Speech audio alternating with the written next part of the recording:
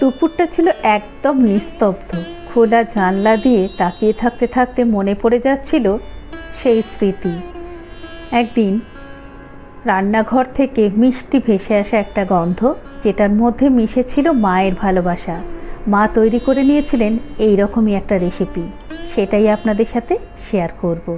নমস্কার বন্ধুরা, দীপা ডায়েরিতে সকলকে স্বাগত।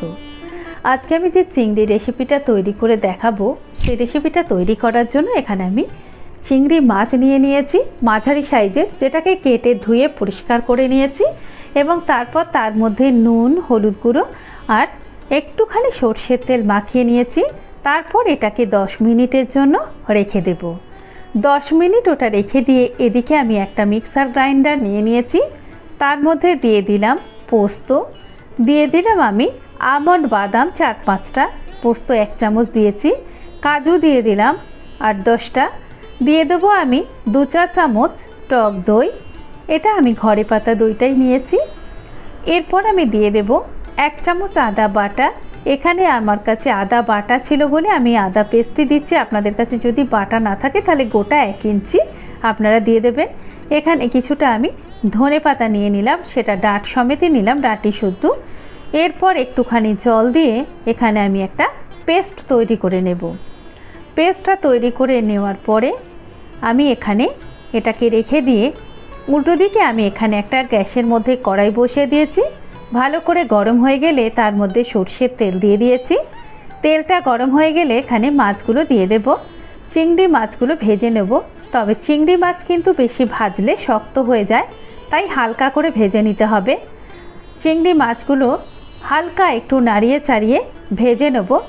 মাছটা যখন ভাজা হয়ে যাবে তখন আমি এই মাছটাকে তুলে রেখে দেব। মাছটা আমি ভেজে নিয়েছি, এরপর মাছটা তুলে রেখে দেব। তারপরে গ্যাসের মধ্যে আবারও অন্য আর একটা প্যান বসিয়ে দেবো। তার মধ্যে দিয়ে দেব 2-4 চামচ সর্ষের তেল, দিয়ে দিলাম আমি 1 চা চামচ গোটা জিরে, 2টো ছোটো এলাচ, 1 টুকরো দারচিনি। এরপর 10-12 সেকেন্ড এটাকে একটুখানি ফ্রাই হতে দেব। যখন গরম মশলার মিষ্টি গন্ধটা বের হবে তখন এর মধ্যে আগে থেকে যে পেস্ট তৈরি করে রেখেছিলাম সেই পেস্টটা দিয়ে মিক্সিটা ধুয়ে সামান্য পরিমাণে জলও আমি এর মধ্যে দিয়ে দেব।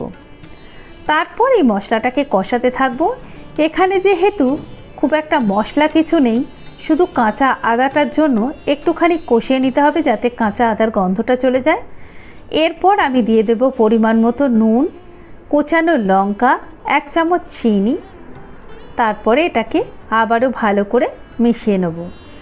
এখানে বলি, যদি আপনারা কাঁচা লঙ্কা পেস্টের মধ্যে দিতে চান সেটাও করতে পারেন, তবে কুচিয়ে এইভাবে যদি দেন এর স্বাদটা কিন্তু একেবারে অন্যরকম বেরোবে। এরপর 3 থেকে 4 মিনিট এটাকে আমি রান্না করে নেব। 3-4 মিনিটের মধ্যেই কিন্তু মশলাটা ভালোভাবে কষানো হয়ে যাবে, রান্নাটা প্রায় তৈরি হয়ে যাবে। 3-4 মিনিট পরে এটাকে আমি কষানো হয়ে গেলে ভেজে রাখা মাছগুলো এর মধ্যে দিয়ে দেব। মাছগুলো দেওয়ার পরে এটাকে আরেকবার ভালো করে মিশিয়ে নিতে হবে।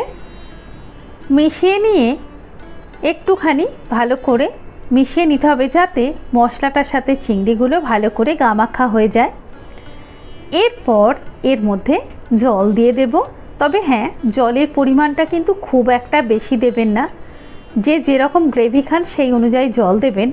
তবে এটা একটু গাঢ় গ্রেভি থাকলে খেতে বেশি ভালো লাগে। রুটি হোক বা ভাত বা যে কোনো রকম রাইসের সাথেই কিন্তু দুর্দান্ত লাগে এই রেসিপিটা। 3 থেকে 4 মিনিট এটাকে ফুটিয়ে নেব।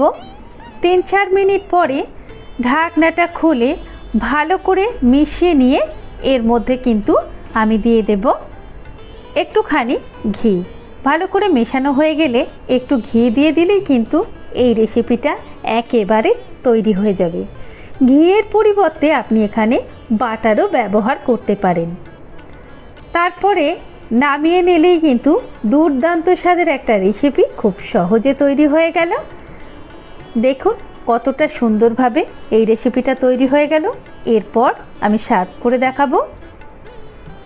এই রান্নাটা হয়তো খুবই সহজ, কিন্তু এর স্বাদ, এর গন্ধ আর মায়ের ভালোবাসা এটা কিন্তু রোজকার দিনে ভিড়ে হারিয়ে যাওয়া ছোট ছোট একটুখানি শান্তির খোঁজ। ওপর থেকে একটুখানি কেশরি মেথি ছড়িয়ে দিয়ে গরম গরম সার্ভ করে দিলেই কিন্তু তৈরি হয়ে যাবে আজকের এই রেসিপি। তোমার মন যদি একটুখানি ছুঁয়ে যায়, দীপার ডায়েরির পাশে থেকো।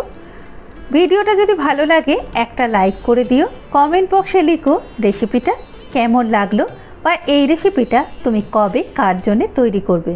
সাবস্ক্রাইব করে পাশে থেকো, এমন গল্প ভরা রান্না আসবে রোজ দিন। দেখা হচ্ছে পরের দিন।